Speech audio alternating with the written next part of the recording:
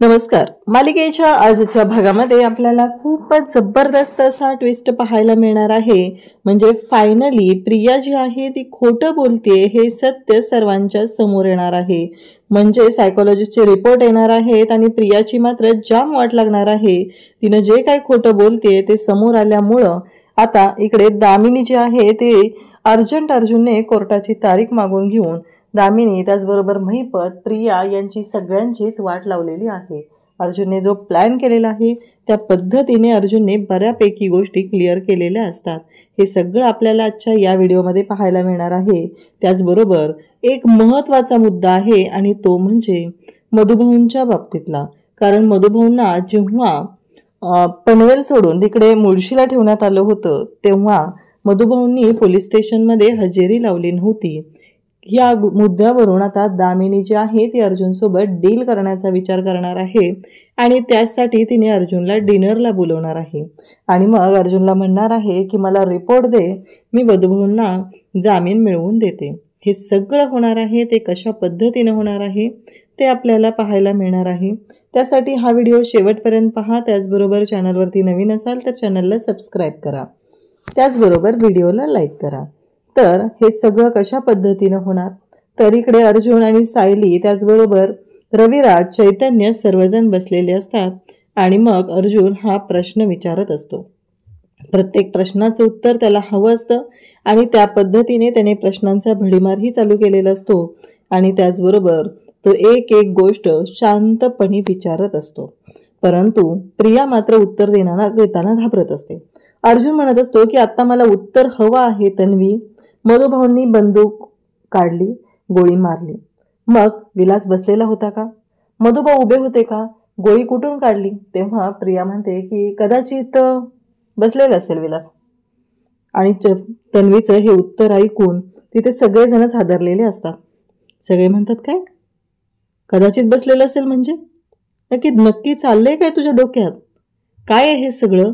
हे बोलणं सुरू झालेलं असतं आणि तेव्हा मात्र तिनं असं उडवाउडीचं उत्तर देत असते. तेव्हा ती म्हणते की या गोष्टीला 2 वर्ष झालेत, मला नाही आठवत आहे. तेव्हा सायली म्हणते अगं तन्वी, खून काय आपण रोज रोज नाही बघत ना गं, न आठवायला. आणि मग इकडे चैतन्यही तेच बोलत असतो. अर्जुन म्हणतो की मला ह्या प्रश्नांची उत्तरं हवी आहेत. मला शांतपणे नीट उत्तरं दे, आठवून उत्तरं दे. मला सांग मागच्या वेळेस तू काय उत्तरं दिलेली होती? त्यावेळेस प्रियाला तो प्रश्न विचारू लागतो. प्रियाला म्हणत असतो की मला सांग आत्ताच्या आत्ता काय काय झालेलं आहे, असं म्हणत त्याने प्रियावरती प्रश्नांचा भडीमार चालू केलेला असतो. तेव्हा मात्र प्रियाला तो म्हणत असतो की मला आत्ताच्या आत्ता कळलं पाहिजे नक्की काय झालेलं होतं, नक्की कोण सामील होतं, नक्की मधुभाऊंनी बंदूक त्यांच्या लेहंग्याच्या खिशातून काढली का त्यांच्या पॅन्टच्या खिशातून काढली? मधुभाऊंनी बंदूक डाव्या हातात घेतली होती का उजव्या हातात घेतली होती?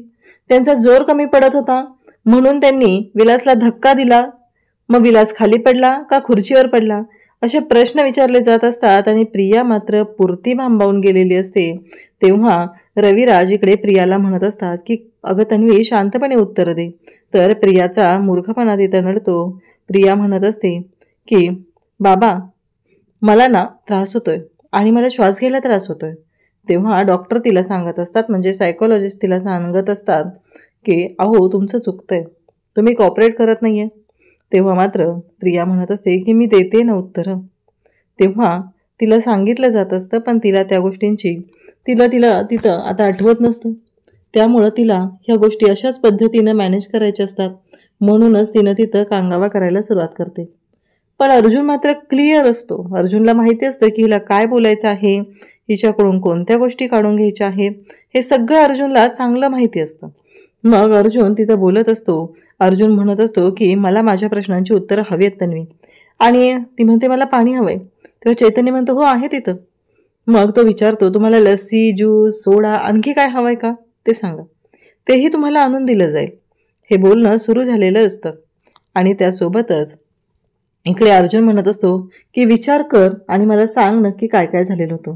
आणि मग प्रिया हायपर होते नेहमीप्रमाणे आणि कांगावा करायला सुरुवात करते. मी तुझ्या कोणत्याही प्रश्नांची उत्तरं द्यायला बांधील नाहीये आणि मी नाही सांगू शकत, मला त्रास होतोय. हे सगळं तिचं नेहमीचं बोलणं चाललेलं असतं.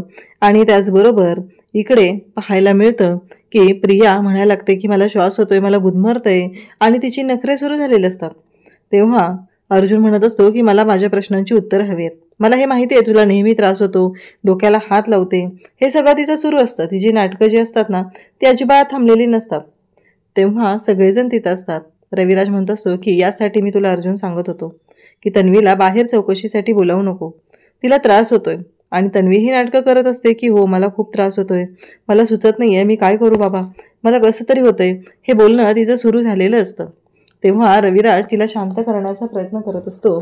त्याचबरोबर अर्जुनला माहिती असतं की हे सगळं नाटक आहे, पण रविराज किल्लेदार इथे बाप म्हणून बघत आहे, तो थोडंच वकील म्हणून पाहत आहे आणि त्याला काही फरक पडत नाहीये, हेही अर्जुनच्या लक्षात आलेलं असतं.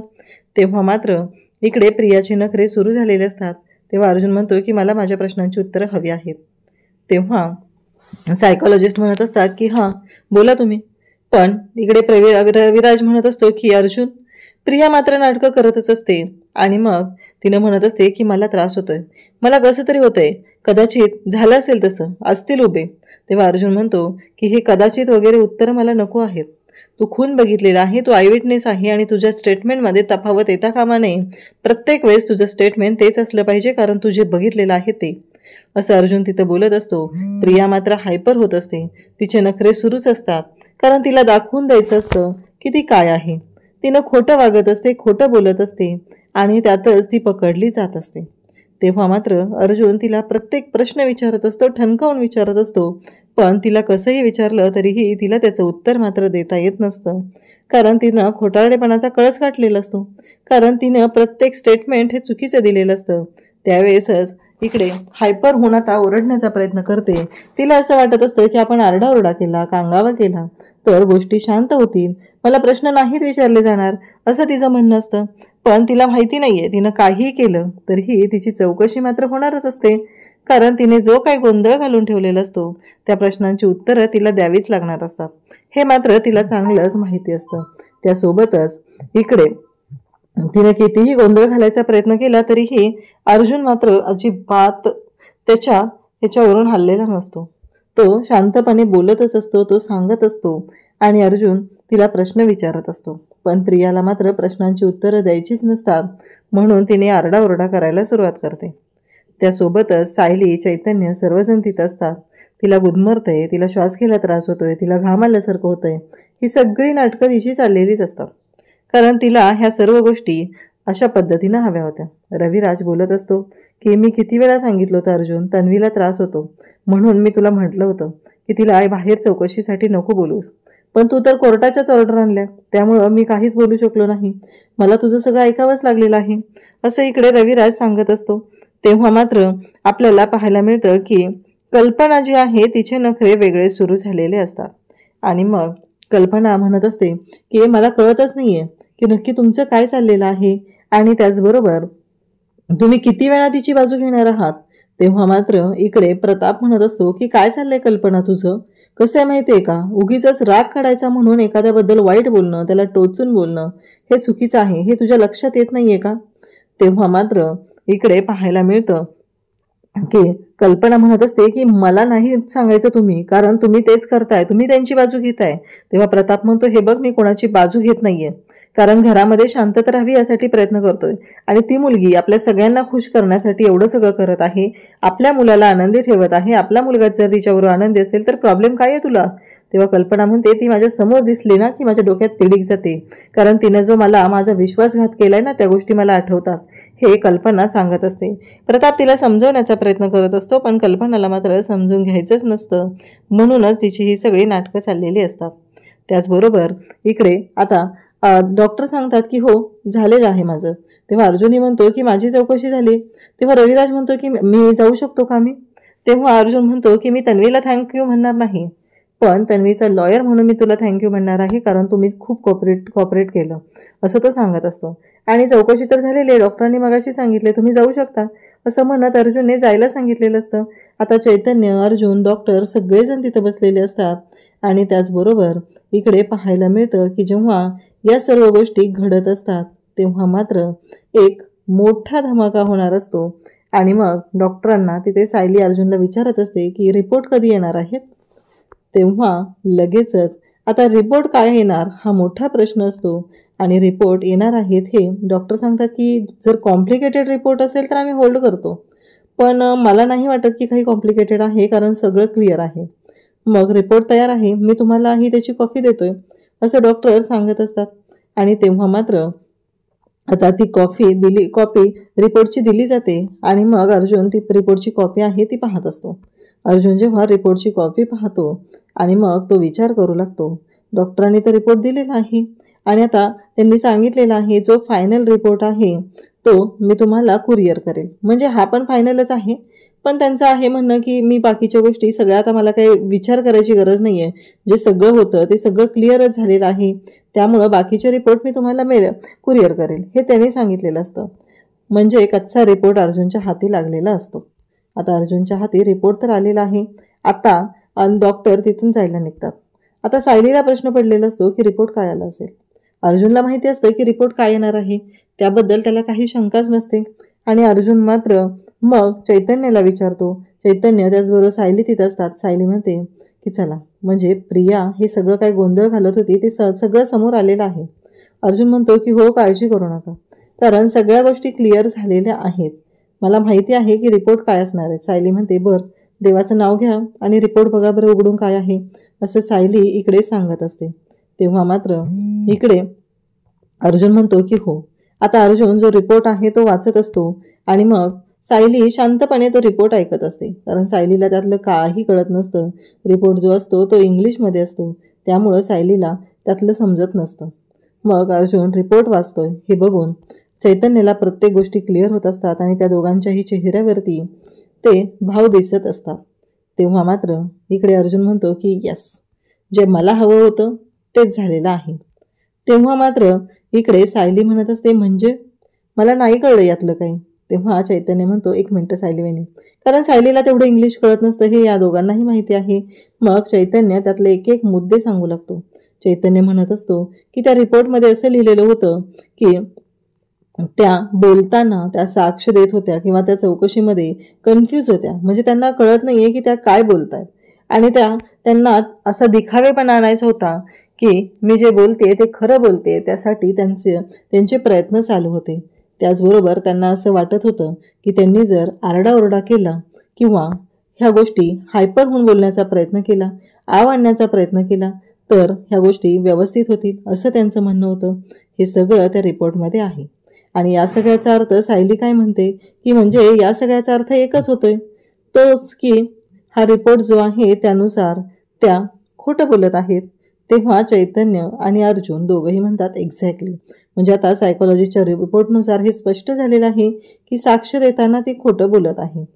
त्याचबरोबर इकडे पाहायला मिळतं आता दामिनीकडे आलेला असतो तो म्हणजे महिपत. दामिनीला तो म्हणू लागतो की माझी लेक काल माझ्या घरी आली, अजून ती ठीक झालेली नाहीये, त्या धक्क्यातून बाहेर आलेली नाहीये आणि तोपर्यंत या अर्जुन सुभेदारने आता नोटीस पाठवली, उद्याच्या उद्या कोर्टात बोलवलेलं आहे. तेव्हा दामिनी म्हणत असते की या प्रियाने काय माती खाल्ली असेल तिथं जाऊन, ती बोलली असेल ना व्यवस्थित, म्हणजे जर तिनं व्यवस्थित बोलली असेल तर प्रॉब्लेम येणार नाही. जर तिने काही गोंधळ घातला असेल तर अवघड असणार आहे, कारण तिने आता काय बोलली ते आपल्याला बघायला पाहिजे तिथं जाऊन. जर तिने बोललीच नसेल व्यवस्थित तर काय करायचं. तिनं आता काहीतरी असे मुद्दे दिलेले आहेत अर्जुनला, म्हणून तर अर्जुनने एवढी अर्जंट तारीख मागून घेतलेली आहे आणि त्याचबरोबर हे सगळं त्यांचं बोलणं चाललेलं असतं. त्यासोबतच इकडे पाहायला मिळतं की प्रिया विचार करत असते. प्रिया म्हणत असते मी हे सगळं काय बोलून गेले, मला नव्हतं बोलायचं, हे सगळं माझ्याकडून कसं काय बोललं गेलेलं आहे, हे सगळं प्रिया बोलत असते. आणि प्रिया म्हणत असते की मला नाही कळत या सगळ्यातून काय मार्ग काढू, असं बोलत असते. तेवढ्यातच महिपतचा फोन आलेला असतो. महिपतचा फोन आल्यामुळं आता प्रियाची तर वाट लागलेली असते. प्रिया आता म्हणू लागते की नाही, आता मला नाही फोन उचलायचा, मी पूर्ण पकडली जाणार आहे, असं प्रियाचं बोलणं सुरू झालेलं असतं. तेव्हा इकडे प्रिया फोन उचलते, शेवटी तिच्याकडे पर्यायच नसतो. महिपत म्हणतो असतो काय गं, म्हणजे चिचुंद्रे काय माती खाल्लीस तू तिथं जाऊन, कशासाठी हे सगळं चाललेलं आहे आणि तू अशा पद्धतीनं का वागत आहे, तुला कळत नाहीये का फोन कशासाठी केलाय तुला, ते मग तुला बोलायचं कळत नाहीये का, असं म्हणत महिपत ओरडत असतो, तिला बोलत असतो. आणि आम्ही फोन केलाय, तुला कळत नाहीये उचलायचं फोन, असं म्हणत महिपतचा आरडाओरडा सुरूच असतो प्रियावरती. प्रिया मात्र म्हणत असते की हो उचललाय, बोला. नाही तिथं जाऊन तू काय केलंय सांग बरं, त्या अर्जुन सुभेदारने लगेच नोटीस का पाठवली मला, तू काय गोंधळ घातलाय? तर प्रिया म्हणते, नाही मी काहीच केलेलं नाहीये. नाही, तू जर काय गोंधळ घातलं असेल तर गोळी तुझ्या डोक्यात जाईल एवढं लक्षात ठेव. दामिनी म्हणते, काय चाललंय महिपत शेठ तुमचं? असं म्हणत दामिनी महिपतला शांत करते. त्यावेळेस इकडे दामिनी बोलायला सुरुवात करते. दामिनी म्हणत असते की नक्की काय झालंय ते सांग. तू तिथं जाऊन काय काय केलेलं आहे, काय काय माती खाल्लेली आहे ते कळेल का मला? प्रिया म्हणते, नाही जे आपलं ठरलेलं होतं ना तेच सगळं मी बोललेली आहे. मी वेगळं काही बोललेली नाही आहे तिथं. नेहमी जे सांगते तेच सांगितलेलं आहे. प्रियालाही माहिती असतं की तिनं काय बोललेली आहे आणि त्यामुळं तिनं आता ही परिस्थिती तिला माहिती आहे की आपण तिथं जे काय बोललोय ते यांना कुठं कळणार आहे. पण तिनं फक्त आता सगळ्या वेळ मारून नेण्यासाठी सांगितलेलं असतं की नेहमी जे बोलते तेच बोललेले आहे. मग फोन ठेवला जातो. तेव्हा इकडे महिपत म्हणत असतो की तुम्ही थांबवलं म्हणून मी शांत राहिलो, पण तुम्ही असं काय करताय? तेव्हा दामिनीचं म्हणणं असतं की आपल्या साक्षीदाराला जर धमकवलं आणि आपण त्याच्याकडून अपेक्षा केली की त्याने खरं बोलावं तर काय कसं चालेल हे सगळं? आपण नाही धमकवायचं आपल्या साक्षीदाराला, कारण आपला साक्षीदार जर कोर्टात काही बोलला, त्याने काही राडा केला तर काय करायचं आहे असं त्याचं म्हणणं असतं. आणि तेव्हा मात्र इकडे महिपतला ती शांत करत असते. त्यानंतर अर्जुन आणि सायली रूममध्ये येते. सायली अर्जुनला म्हणत असते की खरंच आज तुम्ही किती खुश आहात ना? तेव्हा अर्जुन म्हणतो की हो, फायनली या केसच्या दृष्टीने जो महत्त्वाचा मुद्दा होता तो माझ्या हाती लागलेला आहे. कारण इतके दिवस माझं मन सांगत होतं की तन्वी ही खोटं बोलते, पण आज फायनली त्या गोष्टी प्रूव्ह झालेल्या आहेत आणि त्याचे रिपोर्ट माझ्याकडे आहेत. तेव्हा सायली म्हणते, हो पण तुम्ही इतक्या केसेसमध्ये असता, पण या केसमध्ये जरा जास्तच. तेव्हा अर्जुन म्हणतो की हो, या केसमध्ये जरा जास्तच आहे, कारण ही आपल्या मधुभाऊंची आणि सत्याची केस आहे. त्यामुळं कारण मला माहिती आहे की मधुभाऊ हे खरं बोलत आहे. त्यानंतर आपल्याला पाहायला मिळतं की अर्जुन म्हणतो की मला ना हा आनंद जो आहे तो माझ्या बायकोबरोबर डान्स करून सेलिब्रेट करावा वाटत आहे, असं अर्जुनचं म्हणणं असतं. आणि अर्जुन सायलीसोबत डान्स करायला घेतो. तेव्हा मात्र सायली म्हणत असते की हो, आणि मग अर्जुन तिच्यासोबत डान्स करत असताना बोलत असतो की इतर वेळी माझ्यासमोर दामिनी देशमुख नसते, आज माझ्यासमोर इथे दामिनी देशमुख उभी असणार आहे. तेव्हा मला ना तिला हारताना बघायचं आहे. तेव्हा मात्र इकडे पाहायला मिळतं की जेव्हा हे सगळं अर्जुन बोलत असतो तेव्हा सायली म्हणते की तुमच्यात हे कधी आलं, म्हणजे इगो कधी आला? सत्याच्या बाजूने तुम्ही लढत आहात आणि आज तुम्ही बोलत आहात की तुम्हाला दामिनी देशमुखला हारताना बघायचंय. आता अर्जुनचं हे वेगळंच रूप सायलीच्या पुढे आलेलं असतं म्हणून सायली बोलत असते. तेव्हा मात्र इकडे अर्जुन तिला म्हणत असतो की कसं आहे माहिती आहे का, मी सत्याच्या बाजूनेच आहे, माझ्यासाठी सत्यच महत्त्वाचं आहे. पण अशा काही गोष्टी घडलेल्या आहेत की ज्यामुळं ती दामिनी देशमुख सगळे खोटे साक्षी पुरावे उभे करते आणि या सगळ्या गोष्टी करत असते, सगळं मॅनिप्युलेट करत असते आणि त्याचमुळं मला ह्या सगळ्या गोष्टी खोडून काढायच्या आहेत, हे बोलणं सुरू झालेलं असतं. त्यानंतर प्रेक्षकांना उद्याच्या भागामध्ये आपल्याला पाहायला मिळणार आहे की जेव्हा इकडे महिपत आणि दामिनी बोलत असतात. दामिनीला महिपतकडून एक गोष्ट कळते आणि ती म्हणजे की मधुभाऊ 4-5 दिवस हे पनवेलच्या बाहेर गेलेले होते, म्हणजे त्यांच्या जीवाला धोका आहे म्हणून त्यांना बाहेर पाठवण्यात आलेलं होतं. तेव्हा मात्र इकडे दामिनी म्हणते, मग त्यावेळेस त्यांनी तिकडे जाऊन हे कसं केलं, सही कशी केली असेल पोलीस स्टेशनमध्ये? तेव्हा मात्र इकडे दामिनीला महिपत म्हणत असतो की नसेल केली कदाचित. दामिनी म्हणते की तोच मुद्दा आपण घ्यायचा आणि अर्जुनला सांगायचं की मधुभाऊंचा जर जामीन रद्द करायचा असेल तर तू आमच्याशी एक डील कर. तेव्हा आता दामिनीने डील करण्याचा विचार केलेला आहे. तर डील कशा पद्धतीचा असणार आहे?